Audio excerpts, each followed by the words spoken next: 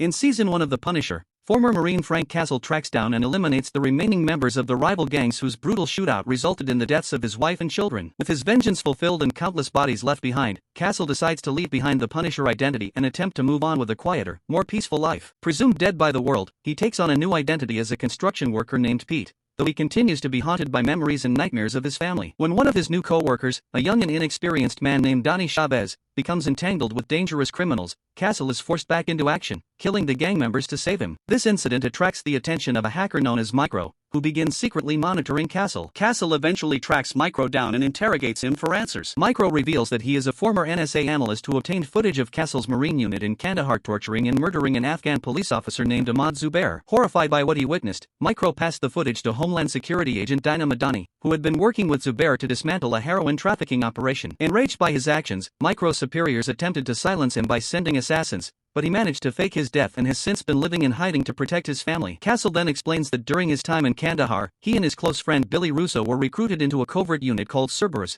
tasked with eliminating high-value targets. Castle became uneasy with the unit's ruthless methods, especially when its leader, William Rawlins, labeled Zubair a traitor and ordered his execution. Disillusioned, both Castle and Russo eventually left the unit. Now, Castle realizes Cerberus was never officially sanctioned, and to cover their tracks, Rawlins and his allies ordered the deaths of both Micro and Castle. When the attempt on Castle failed, his family became the unintended victims. Determined to uncover the truth, Castle agrees to work with Micro to bring down Cerberus and those responsible. As they dig deeper, Castle and Micro conclude that someone else in Cerberus must have recorded the footage of Zubair's torture. Castle suspects his former squadmate Gunnar Henderson, who had also questioned the unit's actions. When they find Henderson, he confirms that Rawlins funded Cerberus through heroin smuggling into the United States, and that Zubair was killed after discovering the operation. Before he can provide further proof, Rawlins sends soldiers to eliminate them. Castle narrowly survives, but Henderson is killed in the attack. At the same time, Dina Madani continues her own investigation into Cerberus, seeking justice for Zubair. Her search leads her to Billy Russo, who now runs a private military company called Anvil. As she questions him about Cerberus and the supposedly dead Castle,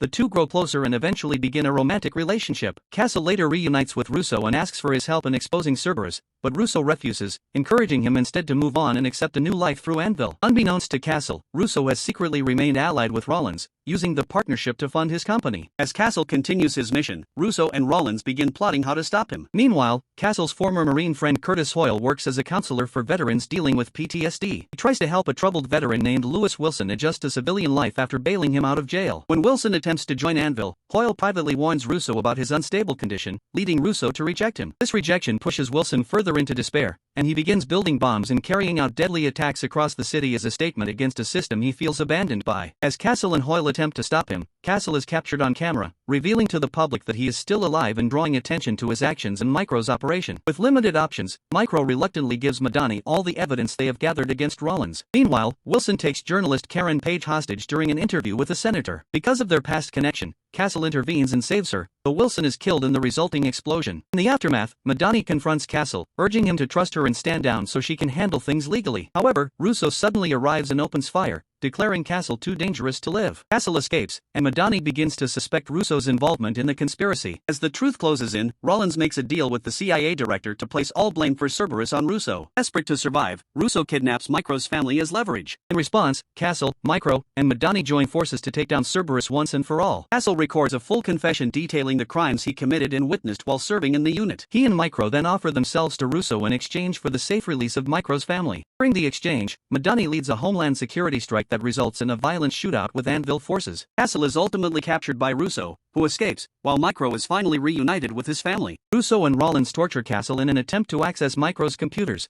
which are set to upload the incriminating Zubair footage. Although they manage to stop the upload, Castle reveals that he has already recorded and released footage of his torture, including confessions from both men. With no other option, Russo frees Castle and flees, while Castle brutally kills Rawlins. In the final moments of the season, Russo lures Castle to a last confrontation at the carousel near the site where Castle's family was killed. It is revealed that Russo knew about the plot against Castle years earlier and chose not to intervene, indirectly causing the deaths of his family. Two engage in a brutal fight, and when Madani arrives to intervene, Russo shoots her in the head. Castle ultimately overpowers Russo, smashing his face into broken glass and leaving him severely disfigured before the police arrive. Both Russo and Madani are taken to the hospital and survive their injuries. Madani's help, all blame for Cerberus is placed on Russo, leading to Castle's release. Micro is cleared of all charges and reunited with his family for good. In the end, having avenged his loved ones, Frank Castle begins the process of healing, starting by attending a veteran support group led by Curtis Hoyle. As long as I was at war, I never thought about what happened next. I guess that's what you're trying to figure out, huh? That's what you guys are doing. First time as long as I can remember, I don't have a war to fight. If I'm gonna be honest, I'm scared.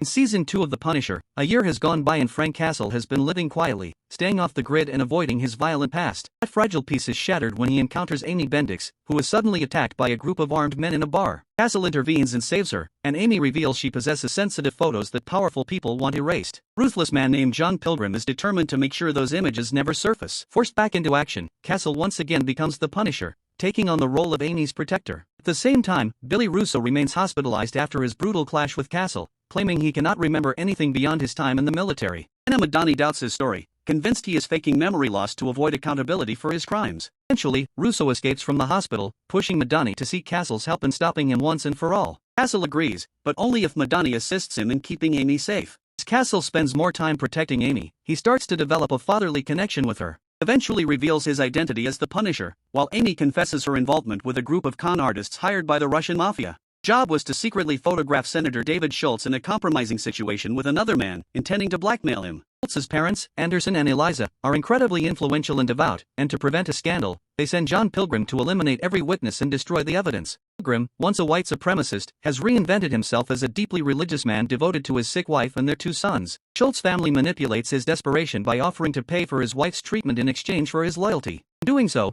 Pilgrim massacres Amy's entire group, wipes out the Russian mafia, and relentlessly hunts Amy to complete his mission. Tragically, his wife dies while he is away, leaving him broken and directionless. Schultz then tighten their control by holding his sons hostage, forcing him to continue. Meanwhile, Russo begins experiencing disturbing nightmares involving a skull symbol, not yet realizing it represents the Punisher. Evading capture, he adopts a mask and the identity of Jigsaw, targeting those he feels have wronged him, including murdering his abusive foster parent. During this descent, he reconnects with his former therapist, Dr. Krista Dumont, and the two develop a toxic and enabling relationship. Russo also recruits members of a veteran support group led by Curtis Hoyle, persuading them to join his cause, arguing that if society has abandoned them, they should rely only on each other. Castle teams up with Hoyle and Madani to stop Russo and his growing faction of disillusioned veterans. Russo's group carries out a violent bank robbery. Castle suits up as the Punisher once more and confronts him, triggering Russo's nightmares. Despite this, Russo cannot remember their past conflict or how he got his scars, only seeing Castle as his closest friend. Confusion causes Castle to hesitate, allowing Russo to escape. Afterward, Russo becomes even more extreme,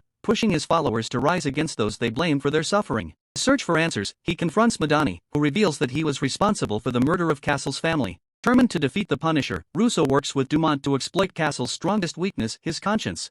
He deceives Castle into believing he has killed innocent women, leaving him devastated and leading him to surrender to the police. Bonnie and Karen Page investigate and uncover the truth. Russo committed the murders and framed Castle. After clearing his guilt, they help him escape custody, though Detective Brett Mahoney attempts to stop him, seeing the Punisher as a threat to justice. Before he can act, Pilgrim attacks. Castle saves Mahoney's life, earning his respect, while Pilgrim escapes. Pilgrim eventually captures Amy, using her as bait to draw Castle into a final showdown. While Castle kidnaps Senator Schultz and interrogates him, discovering the senator is unaware of his parents' crimes. Alerts Mahoney, who intervenes to free him. Castle then confronts Pilgrim, and the two engage in a brutal fight. As Castle is about to kill him, Pilgrim pleads with him to save his sons from the Schultzes. Moved by this, Castle spares his life. After rescuing Amy, Castle storms the Schultz estate, killing Anderson and Eliza to eliminate the threat once and for all. He ensures Amy's safety and allows Pilgrim to reunite with his sons, offering him a chance at redemption. At the same time, Madani discovers Dumont has been aiding Russo and confronts her. Their fight ends with Dumont being pushed out a window, barely surviving. Russo retaliates by attacking Madani, but she shoots him, fatally wounding him and forcing him to flee. As he bleeds out, Russo calls Hoyle, not wanting to die alone. Castle arrives instead, and the two share a final moment. Lacking full memory of his actions, Russo apologizes for his role in Castle's family's death before Castle mercifully ends his suffering. In the end, Castle says a heartfelt goodbye to Amy as she leaves to begin a new life. Months later, Madani has joined the CIA after leaving Homeland Security. She asks Castle for help on a new mission. He declines, fully embracing his identity as the Punisher and dedicating himself to protecting his city from its most dangerous criminals. Set after Infinity War, it shows that Frank Castle, along with Daredevil, survived the blip and continued operating as the Punisher right up until his appearance in Daredevil, Born Again.